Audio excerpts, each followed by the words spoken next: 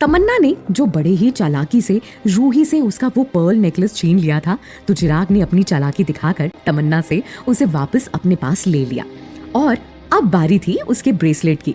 तो चिराग ने माथुर साहब पर अनजाने में ही इतना प्रेशर डाल दिया था कि माथुर साहब उसके लिए भी मान गए और बोले, तमन्ना बेटा, अब रूही इतना जिद कर रही है तो दे दो, छोटी बहन है ना तुम्हारी, चलो चलो दे दो। माथुर साहब की चिराग के आगे एक ना चली। आखिरकार चिराग तमन्ना से उसका ब्रेसलेट लेने में भी कामयाब हो गया था, जो असल में रूही की माँ का था। हार और ब्रेसलेट के मिलते ही चिराग ने मन में सोचा, चलिए ससुर जी, यहाँ आना वेस्ट होते होते रह गया, बल्कि जाते जाते एक एक्स्ट्रा गिफ्ट भी मिल गया। अब इससे ज्यादा तो मैं आपसे एक्सपेक्ट भी नहीं कर सकता। चिराग अब वहाँ से निकलने के लिए बिल्कुल रेडी था। चिराग ने रूही को कहा, रूही, घर चल रहे हैं, इधर आओ, मेरा हाथ पकड़ो।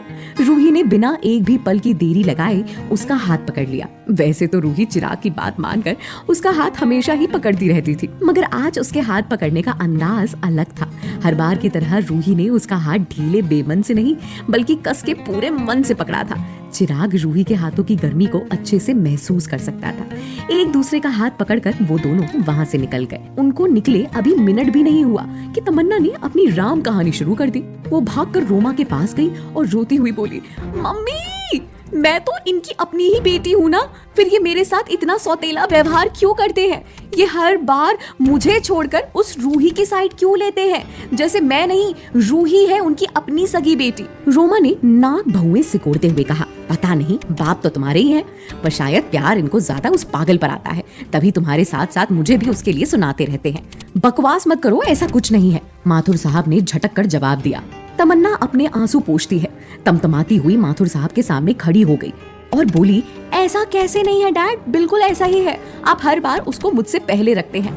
आज आपने सबके सामने मुझे नहीं डांटा, बोलिए, उसे तो मुझ पर हंसने का मौका दे दिया, और तो और मेरा फेवरेट ब्रेसलेट भी उस पागल को दिलवा दिया, जिसको एक कौड़ी की अकल भी नहीं है।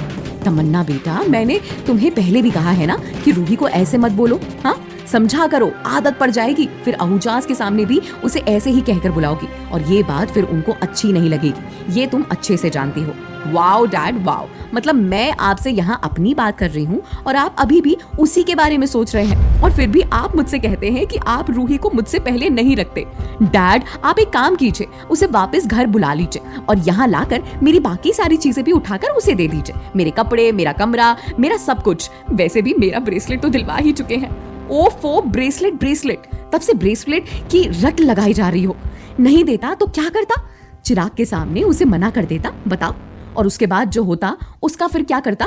माथुर साहब ने तमन्ना के गालों को छूते हुए कहा, बेटा समझा करो, कोई भी ऊंच नीच हो गई तो 2 मिनट नहीं लगेंगे सब बर्बाद होने में। और वो चिराग जिस तरह से रूही की साइड लेके बोल रहा था, वो क्या सोचता अगर मैंने ब्रेसलेट के लिए मना कर दिया होता? हाँ, इतने समझाने के बाद भी तमन्ना गुस्से से ही उन्हें देखे जा रही थी।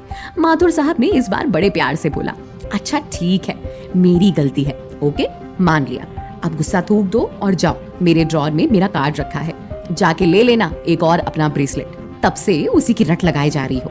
सच? तमन्ना ने खुशी से उछलते हुए कहा। माथुर साहब ने हाँ में सर हिलाकर उसे इजाजत दे दी, मगर वो वापस तुरंत बोले, मगर हाँ, आइंदा से तुम रूही को कुछ उल्टा पुल्टा नहीं बोलोगी, ठीक है? उन्होंने एक लंबी सांस ली और फिर आगे बोली, मुझे लगता है चिराग जी रूही से ना खुश नहीं है, बल्कि जिस तरह से वो उसकी साइड ले रहे थे, मुझे तो देखकर ऐसा लगा कि वो रूही को पसंद करते हैं। माथुर साहब इतना धीमे और रुक रुक कर बोले कि सुनकर ऐसा लग रहा था जैसे उनके दिमाग में कोई बात चल रही हो, जिसे वो कुछ जोड़ने की कोशिश कर रहे हो।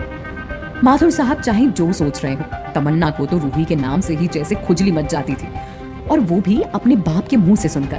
दैट लकी बिच, जो उसे मिला है उसे तो वो डिजर्व भी नहीं करती, वो सब तो मेरी किस्मत का था जिसे वो हथियाए बैठी है। लेकिन कोई बात नहीं, एक बार मेरी नमन से शादी हो जाए बस। तमन्ना ने खुद के ही माथे पर हल्का सा मारते हुए आगे सोचा, ओफो, आज तो मुझे नमन से मिलने भी जाना था, अच्छा हुआ वक्त रहते याद आ गया, वरना इस रूही के चक्कर में तो। हाँ, उसने तुरंत माथुर साहब से बोला, डैड मैं निकल रही हूँ, मुझे कुछ काम है, ओके बाय। अरे पर कहाँ जा रही हो? तमन्ना ने माथुर साहब को जवाब देना जरूरी नहीं समझा और सीधे वहाँ से फुर्र हो गई। दूर कहीं एक बड़े से विला के एक खूबसूरत से कमरे में नमन बिस्तर पर शर्टलेस लेटा हुआ था। वो तमन्ना से थोड़ा चिढ़ा हुआ था क्योंकि उसे आने में थोड़ी देरी हो गई थी। वो कुछ बोल नहीं रहा था, इसीलिए तमन्ना ने ही सफाई देनी शुरू कर दी। तुम्हें क्या लगता है मैं जानबूझकर लेट हुई हूँ? तुम्हारा वो भाई चिराग मेरे घर आया था रूही को साथ लेकर, इसी चक्कर में लेट हो गई। अपने भाई चिराग का नाम सुनकर नमन की भौएं तन गई। वो वहां क्या करने गया था? फालतू का रौब झाड़ने आया था और कुछ नहीं।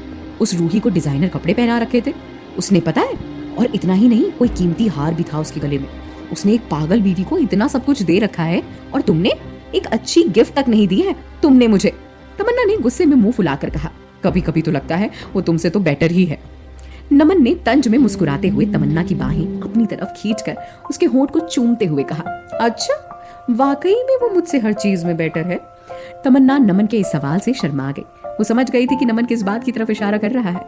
उसने शर्माते हुए नमन की छाती पर हल्का सा मुक्का मारते हुए कहा, चुप रहो, ये बातें सामने आ गई तो कोई और शादी भी नहीं करेगा मुझसे। नमन ने इतराते हुए तमन्ना को कसकर अपनी बाहों में भर लिया और उसे गर्दन पर चूमते हुए बोला, हाँ तो तुम्हें किसी और से शादी करने की जरूरत ही क्या है? मैं किसी से कम हूँ क्या? चुप रहो, मुझे तो गुस्सा आ रहा है उस लड़की पर। गहने जेवर पहनकर आ गई मुझे जलाने। सब तुम्हारी गलती है। नमन ने तुरंत पूछा, मेरी कैसे गलती है इसमें? तुमने भी मुझे महंगे महंगे गिफ्ट दिए होते तो मैं भी तो उसके सामने थोड़ा शो ऑफ कर लेती, पर नहीं। जाओ हटो, मैं नहीं बात कर रही तुमसे। मगर नमन धीरे धीरे तमन्ना को अपने शरीर में चिपकाए ही जा रहा था। उसने पूरे रौब में तमन्ना से पूछा, अच्छा बताओ ना तुम्हें क्या चाहिए, मैं दिला दूंगा। Diamond bracelet. तमन्ना ने छूट कर एकदम तुरंत अपनी फरमाइश रख दी। अच्छा ले लेना बस, अब तो खुश। नमन की तरफ से हाँ सुनकर तो तमन्ना जैसे सातवें आसमान पर पहुंच गई थी। थोड़ा वक्त उन्होंने एक दूसरे के साथ गुजारा। फिर बाद में नमन ने अपने असिस्टेंट को बोला कि वो जाकर तमन्ना को उसका डायमंड ब्रेसलेट दिलवा दे। तमन्ना की आंखों में इतनी चमक थी कि वो खुद अपनी ही रोशनी से अंधी हो जाती। वो उसके असिस्टेंट के साथ डायमंड ब्रेसलेट लेने निकल गए। वो आधे ही रास्ते पहुंचे थे कि इतने में नमन ने अपने असिस्टेंट को एक टेक्स्ट किया जिसमें लिखा था, अरुण, उसे सच में डायमंड ब्रेसलेट दिलवाने मत चले जाना। देखना कोई सस्ता सुंदर हो जो असली डायमंड जैसा लगे, वो दिलाकर उसे रफा दफा करो। नमन की नीयत तो खैर उसी दिन सामने आ गई थी जब वो दादू के सामने तमन्ना के कैरेक्टर की धज्जियां उड़ा रहा था। तो ऐसे में उस पर लाखों खर्च करने के लिए मान जाना उपले में घी मिलाने वाली बात हो जाती। उसका तो बस चलता तो वो उसे कटे फटे जूतों की माला पहना देता। हीरे तो दूर की बात है। इधर चिराग और रूही भी घर आ चुके थे। घर आते ही चिराग ने नीलोफर को रूही को फ्रेश करके थोड़ा रेस्ट करने को भेज दिया और खुद स्टडी की तरफ निकल पड़ा। जाते जाते ही विनय ने चिराग को कहा, सर, एक कंपनी है जो हमारे साथ कॉस्मेटिक्स के बिजनेस में कोलैबोरेट करना चाहती है। कौन सी कंपनी? विनय ने जवाब देते हुए कहा, स्लैम मंगलम कॉस्मेटिक्स। ये तो जानवी की कंपनी है ना? चिराग जानवी का नाम सुनकर काफी चौंक गया था। उसने आगे कहा, ग्रेट, मुझे तो लगा था कि जानवी बस बोर हो रही होगी इसीलिए ये कंपनी खोलकर बैठ गई। मुझे नहीं पता था कि उसकी मार्केट वैल्यू इतनी बढ़ जाएगी। लगता है काफी मेहनत की है जानवी ने। वैसे उसकी पार्टनर भी तो अमेजिंग है, Leena Sethi. She is quite good in the business. हाँ सर, बिजनेस में तो काफी अच्छी है, मगर पता नहीं कैसी है। आज तक उसे कभी किसी ने देखा ही नहीं है। चाहे कोई भी पब्लिक मीटिंग हो, कॉन्फ्रेंस हो, जो भी हो, हर जगह बस जानवी ही होती है। वो खुद कभी नहीं आई। सुनने में तो ये भी आया है कि आज तक जानवी भी उनसे मिली नहीं। चिराग ने उससे राय लेते हुए पूछा, तुम क्या सोचते हो इस प्रपोजल के बारे में? सर, अगर मैं सच बताऊं तो मैंने तो ऑलमोस्ट ना ही कह दिया है, लेकिन फिर सोचा एक बार आपसे फिर पूछ लूं, क्या लगता है? आखिर ऐसी कंपनी के साथ कोलैबोरेट करना सही रहेगा? मेरा मतलब जिसके पार्टनर का हमें कुछ अता पता ही ना हो। चिराग ने थोड़ा सोचते हुए कहा, एक काम करो, उनकी कंपनी को एक मेल भेजो और कहो हम आपका ऑफर रिकंसीडर करेंगे, पर हमारी एक शर्त है कि मीटिंग में कंपनी के दोनों पार्टनर्स होने चाहिए, ना कि सिर्फ जानवी। ये जवाब सुनकर विनय वहां से निकल गया। विनय ने जानवी और लीना सेठी की कंपनी स्लैम ग्लैम को वही मैसेज भेज दिया जैसा चिराग ने उसे कहा था।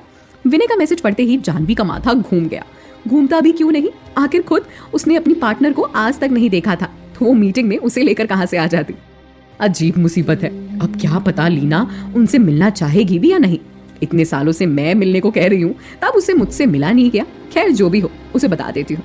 रूही ने अपने कमरे में फ्रेश होकर अपने आईपैड को लॉग इन किया था कि तभी जानवी का मैसेज दिखा। रूही ने मैसेज पढ़ा और तुरंत जवाब दिया, मुझे नहीं मिलना किसी से। उन्हें हमारे साथ काम करना है तो बोलो करें, वरना मार्केट में और भी बड़ी कंपनी है, जस्ट लेट इट बी। उधर से तुरंत रिप्लाई आया, ठीक है तो मैं उन्हें मना कर देती हूँ। जानवी ने ये रिप्लाई कर तो दिया था, पर उसका मन नहीं मान रहा था, इसीलिए उसने एक बार और ट्राई करने का सोचा। उसने दोबारा मैसेज किया, तुम पक्का इनसे भी नहीं मिलना चाहती, बिजनेस के लिए भी नहीं? रूही ने तुरंत रिप्लाई किया, नॉट एट ऑल। जानवी समझ गई थी कि लीना यानी रूही नहीं मानने वाली, इसीलिए उसने अब आगे नहीं पूछा। तभी रूही ने एक और मैसेज भेजा, जानवी मेरी एक हेल्प कर सकती हो क्या? हाँ लीना, क्या हुआ बताओ। रूही ने लिखा, तुम मुझे एक छोटा सा फ्लैट दिला सकती हो क्या? मुझे रेंट पर चाहिए, जो भी खर्चा होगा मेरे अकाउंट से काट लेना। अरे मुझे लगा तुम अहूजाज के साथ बिजनेस को लेकर कुछ बोलने वाली हो। खैर ऑब्वियसली फ्लैट लेने में क्या दिक्कत हो सकती है, बल्कि तुम्हें रेंट करना क्यों है, मैं तुम्हें अपना ही एक फ्लैट दे देती हूँ। जानवी की गिनती मार्केट में हमेशा से अमीरों में होती थी। उसके लिए अपनी बिजनेस पार्टनर को एक फ्लैट गिफ्ट करना कोई बड़ी बात नहीं थी। और वैसे भी लीना सेठ थी, यानी रूही की वजह से इस कंपनी को जितना फायदा हुआ था उसकी तुलना में ये फ्लैट वाकई कुछ नहीं था। जानवी का वापस एक मैसेज आया, लीना फ्लैट तो मैं तुम्हें दे दूंगी, पर उसकी कीज के लिए तो तुम्हें मुझसे मिलना ही होगा ना। रूही ने जानवी को फिलहाल कोई रिप्लाई नहीं किया, बल्कि वो उसकी बात पर अपनी ही सोच में चली गई। आखिर इतने दिन से जो राज उसने अपने मन में दबा रखा था वो एकदम से ऐसे उसके सामने जाहिर कैसे होने देती। रूही के सामने बहुत बड़ा रिस्क था। क्या रूही जानवी को बता पाएगी अपनी असली पहचान? क्या चिराग पता लगा पाएगा जानवी और रूही की इस मिली भगत को? आप लोगों को क्या लगता है, क्या होंगे इन सभी सवालों के जवाब? कमेंट बॉक्स में कमेंट करके जरूर बताएं। और सभी सवालों के जवाब जानने के लिए सुनते रहिए अंधाधुन इश्क, सिर्फ पॉकेट एफएम पर।